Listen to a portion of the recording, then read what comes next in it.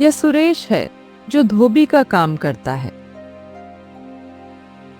वह अपने इकलौते बेटे रोहन के साथ रहता है। एक दिन सुरेश ने अपने काम के लिए घर से निकलते समय अपने बेटे को बुलाया और कहा, रोहन बेटा जरा इधर आना। आ गया। पिताजी, क्या बात है? इतनी सुबह सुबह क्यों बुला रहे हैं? देख बेटा, अब तू बड़ा हो गया है। मैं चाहता हूं कि तू मेरे साथ धोबी का काम सीख ले। हम दोनों मिलकर काम करेंगे तो घर में कुछ पैसे ज्यादा आएंगे, है ना? पिताजी, आपको तो पता ही है कि मुझे आपकी तरह यह धोबी का काम नहीं करना है। अरे ये क्या कह रहे हो बेटा? पिताजी, मैं इस छोटे मोटे काम में अपनी जिंदगी बर्बाद नहीं करना चाहता। मैं तो कोई बड़ा व्यापार शुरू करूंगा, बड़ा धंधा बनाऊंगा। व्यापार समझे, बड़ा व्यापार। देख बेटा, जिंदगी का अनुभव है मुझे। व्यापार करने के लिए पैसा चाहिए और हमारे पास जो थोड़े बहुत पैसे हैं वह सिर्फ हमारे खाने और घर चलाने के लिए ही काफी हैं, व्यापार करने के लिए नहीं। ठीक है पिताजी, कौन आपसे पैसे मांग रहा है? मैं खुद ही कमा लूंगा पैसे।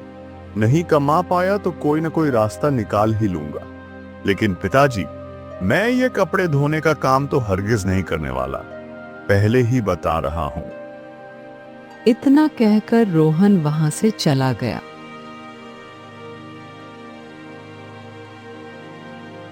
वह काम करने की बजाय सारा दिन अपने दोस्तों के साथ आवारागर्दी किया करता था।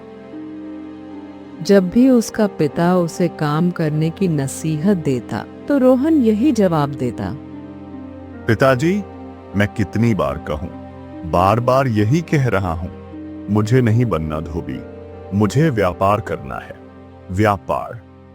सुरेश अपने बेटे की इन बातों से बड़ा ही परेशान हो चुका था, क्योंकि वह जानता था कि ये सब रोहन के ख्याली पुलाव हैं। एक दिन सुरेश ने अपने बेटे से कहा, बेटा, अगर तुम धोबी का काम नहीं करना चाहते तो ठीक है, ना करो। सुनो, मैं तुम्हें सेठ धनीराम दास के यहाँ नौकरी पर लगवा देता हूँ, जिनके यहाँ मैं कपड़े धोता हूँ। वो बहुत ही अच्छे आदमी है। ये तो ठीक रहेगा ना बेटा? इस बार रोहन अपने पिता की बात को मना नहीं कर पाया और सेठ धनीराम दास के यहाँ नौकरी करने लगा। लेकिन कुछ ही दिनों के बाद सेठ धनीराम दास ने उसे अपने यहाँ नौकरी पर आने से मना कर दिया। जब सुरेश ने सेठ से इस कारण पूछा तो सेठ धनीराम ने बताया, अरे सुरेश, तुम्हारे बेटे का काम करने में मन नहीं लगता है। जो भी काम मैं उसे देता हूँ वह उसे पूरा ही नहीं करता है। तुम्हारा बेटा एक नंबर का आलसी और निकम्मा है। ऐसे कब तक चलेगा? बोलो। यह सुनकर सुरेश बहुत ही निराश हुआ। घर आकर उसने अपने बेटे को समझाया, बेटा, मैंने बड़ी ही मुश्किल से तुम्हारे लिए सेठ जी के यहाँ नौकरी ढूंढी थी। अगर तुम इसी तरह से काम करोगे तो फिर तुम्हारे भविष्य का क्या होगा? अरे पिताजी, इतनी चिंता क्यों करते हो? सेठ ने निकाल दिया तो क्या हो गया? कौन सा पहाड़ सर पर टूट पड़ा? क्या दुनिया में वही बस एक सेठ है और कोई नहीं है? मुझे कहीं काम नहीं मिलेगा क्या? मिल जाएगा ना काम। इस घटना के बाद सुरेश ने गांव के कई दूसरे लोगों के यहाँ अपने बेटे को नौकरी पर लगवाने की कोशिश की, परंतु हर जगह से रोहन की शिकायतें ही आती रहीं। अब तो हालात यह हो गए थे कि गांव में कोई भी ऐसा आदमी नहीं बचा जो रोहन को काम पर रखने के लिए तैयार हो। अपने बेटे की ऐसी हालत देखकर सुरेश चिंता में रहने लगा। उसकी तबीयत दिन ब दिन बिगड़ती जा रही थी। एक दिन अचानक सुरेश की मृत्यु हो गई।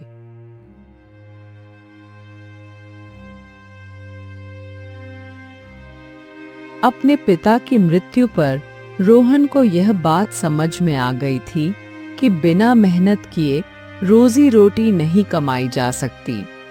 इसलिए उसने गांव में काम ढूंढना शुरू किया। परंतु पूरे गांव में उसे किसी ने काम नहीं दिया, क्योंकि वह तो पहले से ही अपनी कामचोरी के लिए बदनाम हो चुका था। अब रोहन ने सोचा, इस गांव में तो अब मुझे कोई काम नहीं मिलेगा, इसीलिए मुझे किसी दूसरे नगर में जाकर कोई काम ढूंढना चाहिए। ऐसा विचार बनाकर रोहन अपना घर छोड़कर किसी दूसरे नगर में काम की तलाश में निकल पड़ा। जब वह दूसरे नगर में पहुंचा तो किस्मत ने उसका साथ दिया और उसे एक व्यापारी के यहाँ काम मिल गया। इस बार रोहन ने बहुत ही मेहनत और ईमानदारी से काम किया। अब उसके जीवन की गाड़ी ठीक से चलने लगी। इस नगर में आए हुए रोहन को अब 1 वर्ष हो चुका था। एक दिन उसने अपने मालिक से कहा, सेठ जी, मुझे यहाँ पर काम करते हुए अब 1 साल हो चुका है। मैं एक बार अपने गांव जाना चाहता हूँ। मुझे कुछ दिन की छुट्टी दे दीजिए। हाँ, ठीक है, मैं तुम्हें 15 दिन की छुट्टी देता हूँ। 15 दिन के बाद तुम काम पर वापस लौट आना, ठीक है ना? और इस तरह रोहन अपनी सीट से छुट्टी लेकर गांव की तरफ चल दिया। वह मन ही मन सोच रहा था, हाँ, जब मैं अपने गांव लौटूंगा तो गांव के लोग मुझे देखकर हैरान रह जाएंगे। जो लोग मुझे निकम्मा और आवारा समझते थे, अब वह मेरी खूब प्रशंसा करेंगे। अपने इन्हीं विचारों में खोया हुआ रोहन जब रास्ते पर चल रहा था, तभी उसने देखा कि एक बूढ़ा आदमी अपने कंधों पर 3 गठरियां उठाए हुए शहर की तरफ जा रहा था। वह काफी बूढ़ा और कमजोर था और बहुत देर से इसी तरह सफर कर रहा था। आखिरकार थक कर वह बूढ़ा एक पेड़ के नीचे बैठ गया। तभी उसकी नजर सामने से आते हुए नौजवान रोहन पर पड़ी। रोहन भी उसी दिशा में जा रहा था जिस दिशा में वह बूढ़ा फकीर जा रहा था। रोहन उसके पास से गुजरा तो बूढ़ा फकीर कहने लगा, अरे सुनो बेटा, क्या तुम मेरी मदद कर सकते हो? यह गठरी बहुत भारी है और मैं बूढ़ा हो चुका हूँ, इसलिए ज्यादा देर तक इसका वजन नहीं उठा सकता। क्यों ना तुम मेरी एक गठरी उठा लो और मुझे दूसरे गांव तक पहुंचा दो। देखो बेटा, इसके बदले में मैं तुम्हें 3 सोने के सिक्के दूंगा। बोलो। रोहन ने उस फकीर की सारी बातें सुनी और फिर बोला, हाँ हाँ, कोई बात नहीं बाबा, मैं आपकी सहायता करने के लिए तैयार हूं। बताइए आपको कहां जाना है? यह कहकर रोहन ने उस फकीर की एक गठरी उठा ली और अपने कंधे पर रख ली। बाप रे बाप, यह गठरी तो सचमुच बहुत भारी है। बाबा इसे अकेले कैसे उठा रहे थे? बाप रे, यह इस उम्र में, मतलब मुझसे उम्र में इतने बड़े हैं, फिर भी इतना वजन उठा रखा था। वो अच्छा हुआ जो मैं इन्हें रास्ते में मिल गया। चलो। रोहन और वो फकीर अब दोनों रास्ते पर आगे की तरफ बढ़ रहे थे। चलते चलते वह दोनों उस गांव से बाहर आ गए।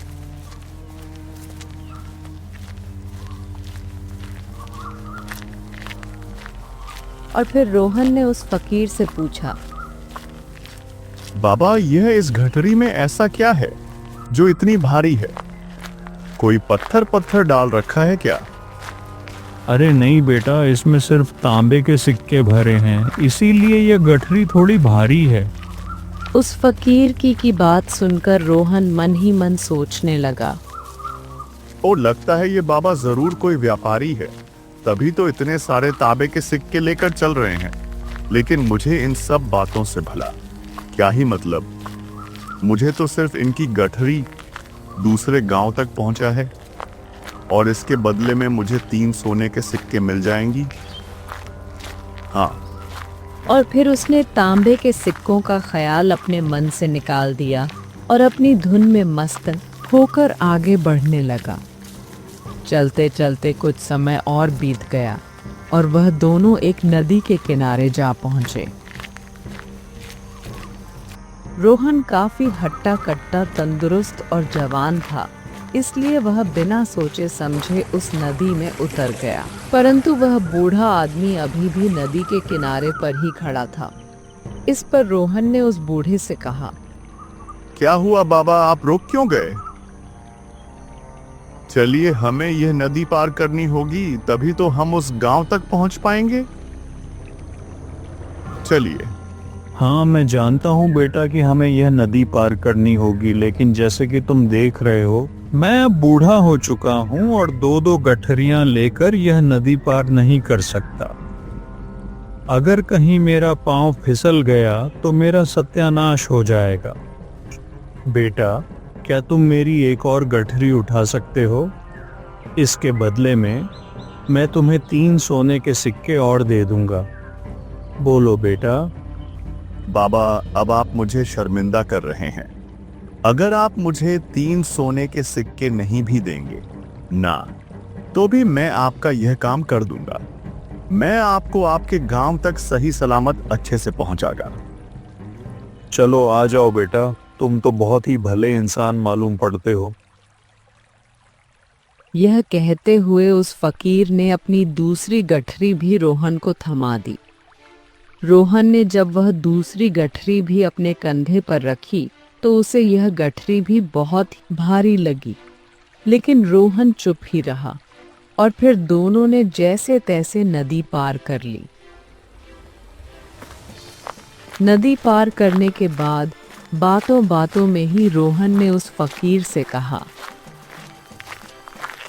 बाबा, आखिर यह दूसरी गठरी में क्या है?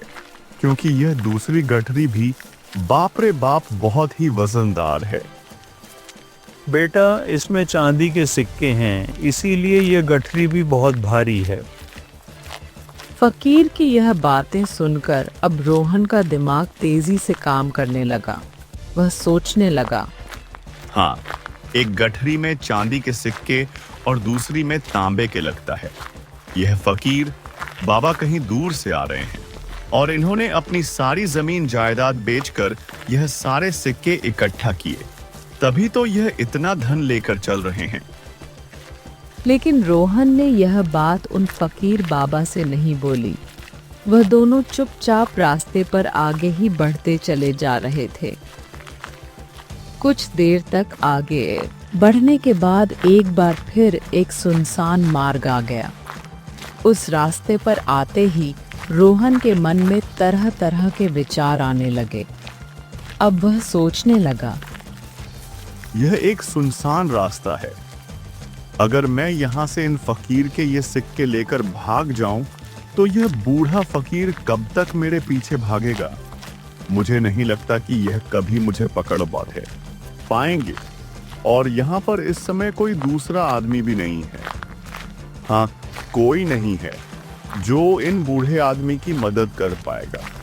और वैसे भी इतने सारे सिक्कों से मैं अपना कोई व्यापार शुरू कर सकता हूँ। यह बूढ़ा फकीर भला इतने धन का करेगा क्या? इसके तो कोई काम का है नहीं। इससे अच्छा तो यह है कि मैं एक सारे पैसों को रख लूं। हाँ, अभी रोहन के मन में यह सब विचार चल ही रहे थे कि तभी उसके मन में दूसरा विचार आया। अरे अरे अरे अरे रे, मैं ये सब क्या सोच रहा हूँ? ये बेचारा फकीर न जाने कहां से आ रहा है और न जाने कैसे कैसे करके इसने इतना धन इकट्ठा किया होगा। मुझे इनका फायदा नहीं उठाना चाहिए। नहीं नहीं नहीं नहीं, मुझे ऐसा नहीं करना चाहिए। उसने कुछ देर के लिए अपने मन के इन विचारों को काबू कर लिया, परंतु थोड़ी ही देर के बाद उसके इन विचारों ने उसको काबू कर लिया। रोहन 2 गठरियां उठाए हुए उन फकीर के पीछे पीछे चल रहा था। कुछ दूर जाने के बाद वहां पर एक पहाड़ी आई। तब वह फकीर बाबा रोहन से कहने लगे, बेटा, यह पहाड़ी मैं नहीं चढ़ पाऊंगा, क्योंकि अब मैं बूढ़ा हो चुका हूँ और मेरे इन घुटनों में भी दर्द हो रहा है। अगर तुम एक काम करो बेटा, मेरी यह तीसरी गठरी भी उठा लो तो मैं तुम्हें 3 सोने के सिक्के और दूंगा। लेकिन बेटा याद रखना, इन गठरियों को कहीं गिराना मत, कहीं ये खुल न जाए। बस इतना ध्यान रखना। अरे क्यों बाबा, आखिर इस गठरी में ऐसा क्या है? फकीर ने एक बार इधर उधर देखा और फिर धीरे से रोहन से बोले, बेटा इसमें स्वर्ण मुद्राएं हैं। यह सुनकर तो रोहन मन ही मन और भी खुश हो गया। उसने चुपचाप वो गठरी उस फकीर से ले ली और देखते ही देखते वह दोनों भी यार रास्ते में आगे की ओर बढ़ने लगे। अब वह फकीर बिना किसी वजन को लिए हुए बड़े ही आराम से पहाड़ की चढ़ाई चढ़ रहे थे, परंतु रोहन जो कि उनके पीछे आ रहा था, वह वजन उठाने के कारण बहुत ही धीरे धीरे चल रहा था।